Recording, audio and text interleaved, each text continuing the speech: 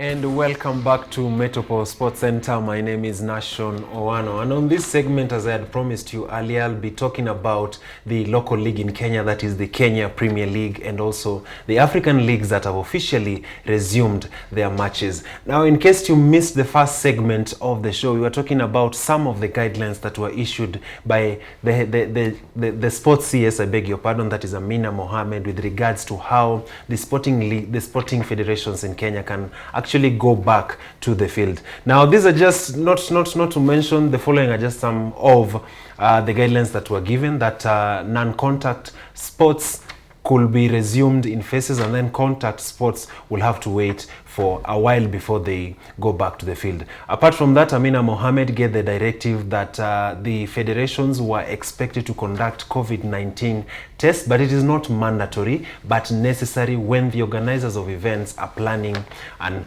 activity. Also, apart from that, the relevant federations were given directives to come up with an alternative sporting calendar that is going to be shared by the principal secretary of sports, that is Joe Okudo. Now, I'm joined in studio by our Kenya Premier League correspondent, that is Eric Shilenje. I'm pretty sure you've seen him here a couple of times when you're talking about the English Premier League, and you're going to look at the preparedness of some of the leagues in Kenya and Africa. Basically, just contextualizing the whole conversation about resumption to sports in Kenya and also other parts of the world. Shilenje, welcome to the studio. Thank you so much. I'm used to having you on the studio with the Chelsea jersey, but today looks like things have totally changed. Yeah, always Kenyan first. Before other things.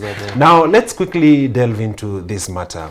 Amina Mohamed has given the directive that sports are supposed to be resuming in a matter of phases. Non-contact sports can start in phases, but then contact sports like football, rugby, and the likes will have to wait longer.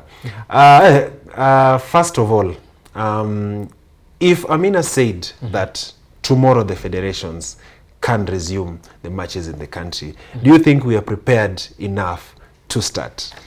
I can put it in two ways. First, we are prepared, and second, we are not prepared.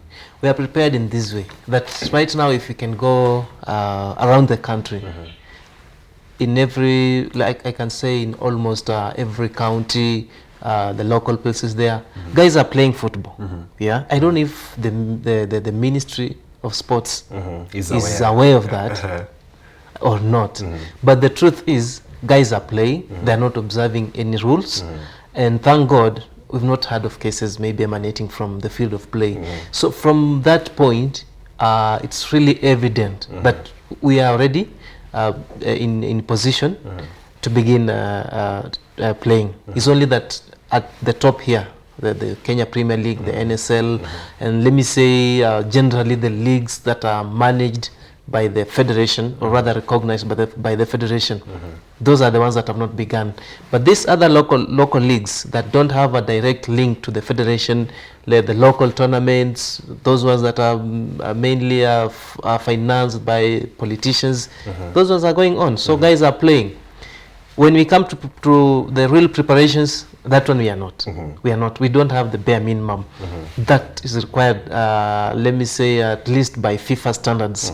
The ones that are being followed by the leagues that resumed, the Premier Leagues and the European leagues, we are not yet there, because what they demand is a bit heavy generally for the African leagues, because them needing players to be tested regularly, possibly a week or 2 weeks. You see, that's a big ask for us. And also, apart from the testing of the players in the field, there's also the aspect of social distancing in the dressing rooms. Yes. When you're looking at even the local leagues in Kenya, how many teams actually have enough spaces, dressing room spaces, to actually follow those guidelines? It's a paltry, because in the in the proposed regulations by FIFA, you don't need to share. You don't have to share dressing rooms.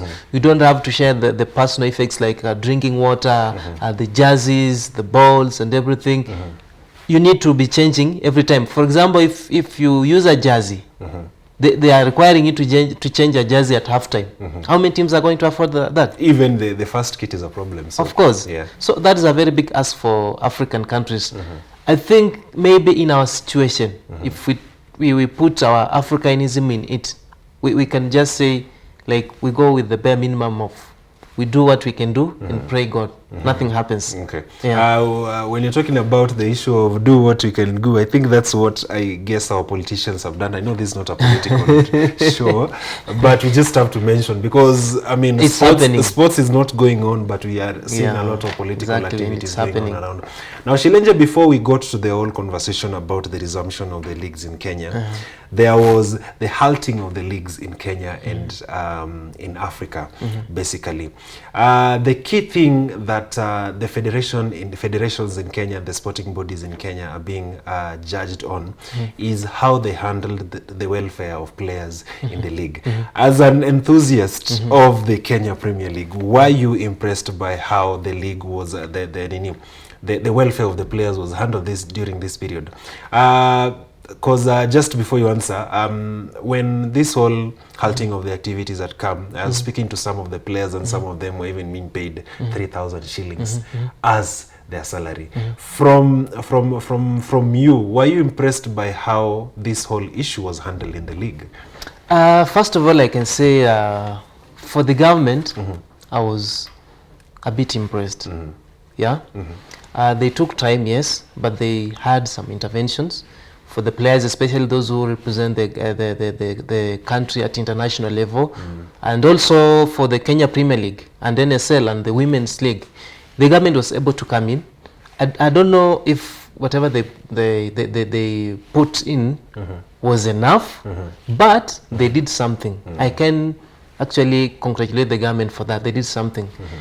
However, my blame can go to the clubs. It's more of the club, because this player is employed by the club. This player plays for the club. So the first person to take care of the player is the club. You see, before you expect the government to come in as a club, what were they doing?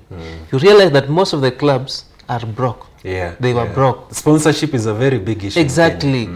If you do a comparison with the European leagues, you realize that players in European leagues were donating to governments. You see? Yeah, because of course they have money. Exactly. Yeah. Players like Didier Drogba were giving their hospitals as quarantine facilities. You see, which is very different from our case. So I go back to clubs. Let me say, in terms of facilities, or what do they put in place to cushion these players in case such kind of calamities happen? What do they pay the players? Because if you play people peanuts, it's obvious they eat from hand to mouth. Yeah. When this happens, when they are not playing, when they're not going to the field, the fans are not there, it means they don't have the money.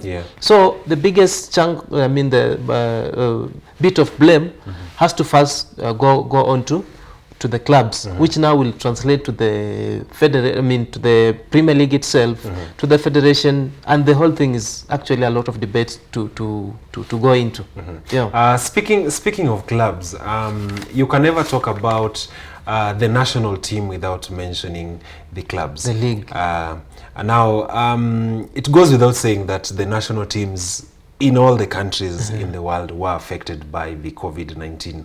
And there's the whole conversation about how the national teams are actually handling the resumption of the league. I remember there are some friendlies that are supposed to be played, and there are some African countries, Nigeria specifically, who have opted to play some of their matches abroad. Do you think they are taking these matches abroad because they are running away from... do you think they're taking the easy way out? Because look at it this way. Before you start playing your fixtures, then you have to quarantine. It's basically a whole process. Do you think they're taking the easy way out in terms of the resumption of sports and the handling of the COVID? I think if you are in their position, that is the easiest option you can take. Because first of all, you have to think about the team. And if you think about the African team, especially the West Africa and partially the North Africa, you'll find that most of their players ply their trade in Europe. Okay? So if you want to assemble a squad, you are mainly focusing are the players who are coming from Europe. If you want to find these players easily, you go where? You go to Europe. You go where they are. You realize that preparation and the following of the regulations is more than the federation itself. It depends on other factors, which they might not be in control. So that's why they locked, like for, you say the case of Nigeria, they're going to play in Austria, playing Tunisia and Ivory Coast. It will be easy for them to assemble their squad in Austria than to bring them in Lagos. Because you see, coming in Lagos, the implications are so much. Maybe some of the clubs will not be willing to release their players to come to Africa because they know that the vulnerability is too high. Actually, the handling of the whole COVID in Africa has been quite different. Yeah. So no top club is going to release their player to come to play in Africa for where maybe it's about 8 to 10 teams that are only going to play. That is Nigeria, Ivory Coast, Tunisia is also having a friendly, Senegal, Mauritania, also South Africa. They're going to play Zambia. Zambia had invited Kenya for another friendly. I don't know if Kenya is going to honor. We are coming back to the Kenyan we don't know that. So it's just a paltry of teams. It means the whole continent is not actually ready. It's not ready. Okay. So interesting that you mentioned the issue of the Harambee Stars. My next question was, assuming, because you know the AFCON qualifications are coming right up, also there's the FIFA World Cup qualifications coming right up. What would be the impact of Harambee Stars not participating in these activities? Because if you look at the way we are right now, we are not prepared. We still do not have even a clear. These ones are just the ones that Amina Mohammed gave were just guidelines. We are still not clear. So what will be the impact of us not participating in those? The first impact is that we shall lag behind. When you come to FIFA rankings, we shall not be ranked. I mean, we'll be ranked, but we'll drop because we won't gain any points. For those teams that will be lucky to play, they're likely to move up in the FIFA rankings. That is the first one. The second one, now you go to the rule of football, that there is an international match that has been scheduled and you not be able to turn up. So are they going to award free points or a walkover? If they do so, then you will be fined because you have to bear the consequences of the expenses of hosting that match. So it has a lot to do missing a match than even going to lose. But now we don't know what CAF is going to do because actually CAF has not been very clear on the resumption. It seems like they've left the federations to decide the way forward on their own. Just figure it out and then tell us. Exactly, because CAF just went ahead to schedule the fixtures. So we don't know clearly from CAF if they're seeing it as if every team is ready to participate or they feel other teams are not ready. If they are not ready, now what happens? The ball remains actually big. I mean, the decision lies with CAF to make that call on whether those teams that are not going to play, what shall happen to them. Because I understand and everybody can see most teams are not prepared. It's only a few that are going to be able to honor the fixtures. Yeah. So I think as we wrap up, I would like for you to probably paint a picture in the local and the African League. What do you probably see or expect in the next coming months? Because from the way it looks, the COVID-19 vaccine is not anywhere close to being found. There are developments that are still going on, and the reality is that we must learn how to live with COVID amongst us. Maybe I'd like to take your perspective. What do you think is the way forward, or what do you see happening in the sports sphere in the coming matter of months? For now, I still see a lot of uncertainties. That between now, let's say between now and January, I don't think there'll be so much activeness in most of the teams because it is only PSL. They concluded their league. They are going to resume. Same as Tanzania resumed soon. Burundi, Tunisia. Burundi apparently didn't even stop. The minnows. In fact, the minnows of Africa, they didn't stop. That was actually a shock. Morocco, they are going on. Yes. We have Ghana, the Ghana league to stop. Ghana was stopped, not back. Algeria, is there. So it really shows you most of the teams are not yet back. Maybe we can expect gradually that by January they will have begun. It now means that the African Champions League will not, the qualifiers and the initial stages will not have kicked off. It will have to flow to maybe to January 2021. The same to qualifiers. We have qualifiers for AFCON and for World Cup. They needed to have been played between the international calendar for September, October, and November. I'm not sure if we're really going to have matches for both of the calendars. It means they're also going to flow. Now that one brings to a congestion of fixtures in 2021. When the fixtures congested, it now brings problem to players. Fatigue, injuries, performance basically is gonna be affected. So many things. So if we don't have like quick interventions between now and January, you can really see that the picture of African football is a bit blurred between now and when the pandemic stops. Okay. Yes. Thank you so much, Lenje, for giving us insights into the African football. Hoping to have you on the show again to shed light on matters the African football. Thank you too. Now that sums up the third part of Metropole Sports Center. We take a short commercial break. Then after the break, I'll be coming back with the Events Watch. See you after the break.